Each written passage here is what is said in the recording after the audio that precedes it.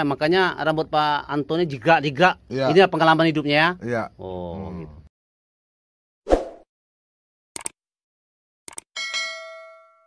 Hai guys semua, kalian kan pernah melihat di channel YouTube Cari Mas Satu mengenai ada penampakan di lahan pembibitan Balai Penelitian Sungai Putih. Nah, sekarang kita mendengar sedikit cerita dari bapak-bapak ini. Cuma kalau memang kalian masih punya nyali, silakan survei lagi kemari. Nah, kronologinya kita pernah memvlog di sini waktu itu muat sawit ya, muat kelapa sawit ini ke mobil, bibit kelapa sawit ya. Nah, itu kita di siang bolong waktu itu ceritanya jam 12 ke atas gerimis sempat tervideokan penampakan. Nah, muncul ya. Nah, jadi tadi tulan hari ini kita ketemu bapak ini yang udah karatan di sini pula bercerita dia. Ceritakan awalnya dulu Pak Anto. Nah, nanti kalian bisa ketemu sama Pak Anto ini bila kalian kepingin uji nyali kemari, jumpai aja Pak Anto. Atau ke saya pun juga boleh, nanti saya antar kemari.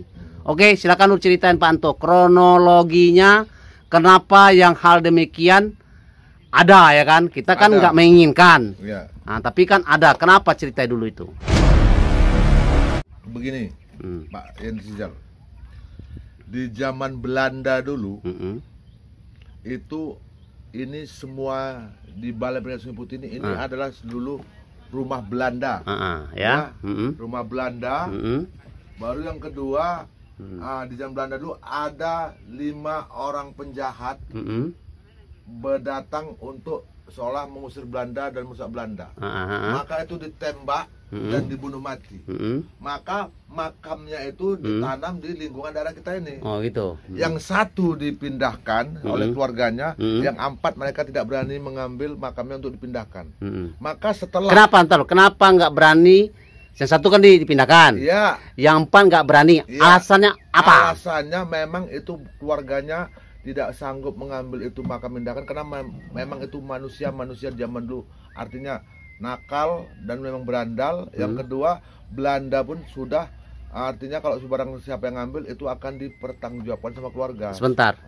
Kira Pak Anto tahu nggak namanya siapa? Namanya tidak tahu. Ini kan tahu. Itu pun kisah cerita itu yang cerita adalah almarhum kakekku Wirontono. Wirontono kakeknya Panto. Kakek Panto tuh kan? Iya. Kenapa dia cerita kakekku itu Wirontono? Dia adalah kelahiran sini tahun. Nah, sini itu nama kampung apa nih? Ini namanya Pondok Kampung Arnit.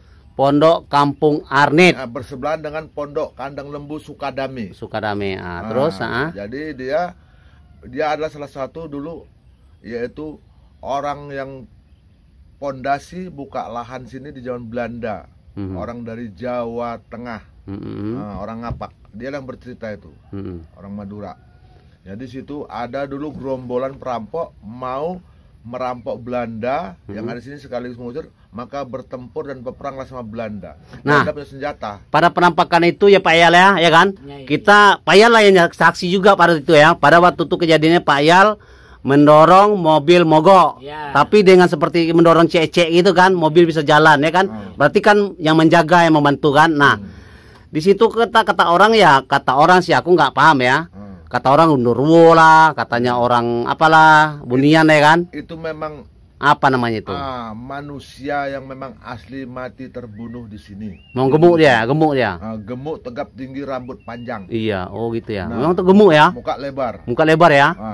Itu pun kisah cerita yang kudapatkan dari almarhum mendiang kakekku Wirontono. Dia ada penghuni sini. Dia waktu itu bekerja sama dengan Belanda. Karena dia kenapa bekerja sama dengan Belanda?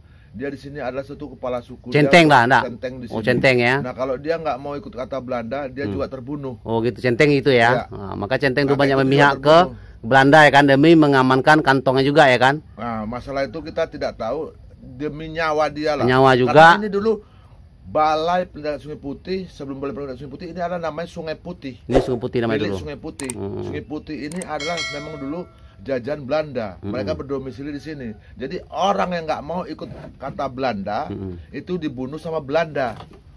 Kan begitu. Maka oleh sebab itu, disitulah aku tahu cerita kronologis itu ada 5 mayat yang dibunuh Belanda dan ditanam sini. Yang satu mayat karena ikut-ikutan itu ada keluarga yang mengambil, dipindahkan, dan yang 4 mayat kemudian sini. Maka setelah lama kelamaan tahun sekian sampai berpuluh tahun bahkan ratusan tahun, itulah didosor lagi di tanah, maka makamnya tidak ada lagi. Bentar. Nah, bisa kalian tengok tuh dari kejauhan ya.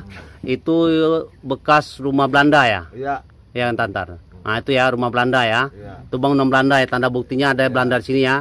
Terus di daerah sana juga ada rumah Belanda ya? Ada ya. Rumah Tuan Handerli. Handerli. Nah, tadi Pak Anto bilang apa ya, di dozer gitu ya? Iya, dozernya pun sempat mengalami rusak. Rusak. Pecah selang. Pecah selang. Jadi doser itu tadi nama operatornya Pak Arjo, orang Perbaungan. Dia pun sampai di sini ketakutan. Begitu masuk mendoser rusak langsung pecah. Das. Maka dia bertanya ada apa? Dia tanya juga sama aku. Itu kok ada kuburan, Pak? Iya, itu ada 5 kuburan. Besar-besar dan paling panjang. Nah, kuburan siapa? Kita lihatkan dari sini lokasi kuburannya mana, Pak Anto? Ini, Pak, di sini. Yang mana nih? Di sini. Yang ada kertas itu? Iya. Yang ada kertas sampah ini ya? Iya, ini ya? Iya. Mengarah kemari yang ada bunga rumput-rumput itu ya? Iya. Kita nggak usah ke bawah ya? Iya. Yang ada kayak botol aqua itu, pokoknya sekitar situ lah ya? Iya. Oke, nah lanjut. Jadi setelah itu, cerita itulah yang saya ambil, saya simak, saya kutip, maka saya bisa menceritakan hal ini karena umur saya pada saat itu sudah 8 tahun, kakek saya itu sudah tua renta, yaitu centeng-centeng daripada Sungai Putih, itulah direktur sama Belanda. Dia cerita ke saya, maka saya tahu di sini ada kuburan. Begitu saya masuk kerja sini, saya tengok memang ada kuburan. Nah, termasuk juga nih sedikit intermezzo nih, kayaknya makanya rambut Pak Antoni jigrak. Ya. Ini pengalaman hidupnya ya? Iya. Gitu. Oke, bagi kalian yang suka uji nyali, aku undang kemari. Ayo buktikan kalau memang kalian suka uka-uka. Tolonglah buktikan di sini. Kalau perlu kalian pindahkanlah kalau bisa. Hai kau yang baju merah atau jubah merah, bisa juga kalian datang kemari. Uji nyali. Apapun latar belakang Anda. Yang pintar, welcome. YCL 51 melaporkan dari Balai Penelitian Sungai Putih, tepatnya Kampung Sungai Putih ya. Iya. Pondok Arnit. Prapo, ketemu lagi kita di cerita-cerita terbaru. Wassalam.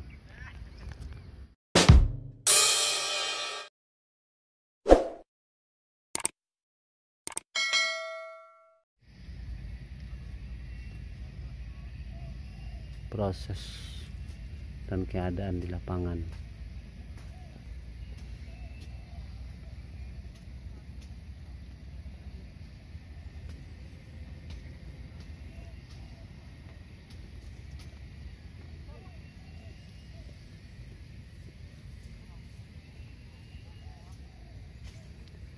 Berapa hari lagi ke depan ini lokasi mau diisi lagi bibit sawit.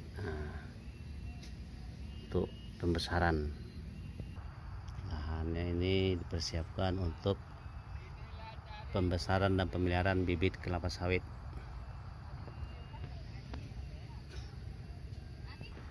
Hoi, apanya? Ya udah nanti siang ngisi. Oh.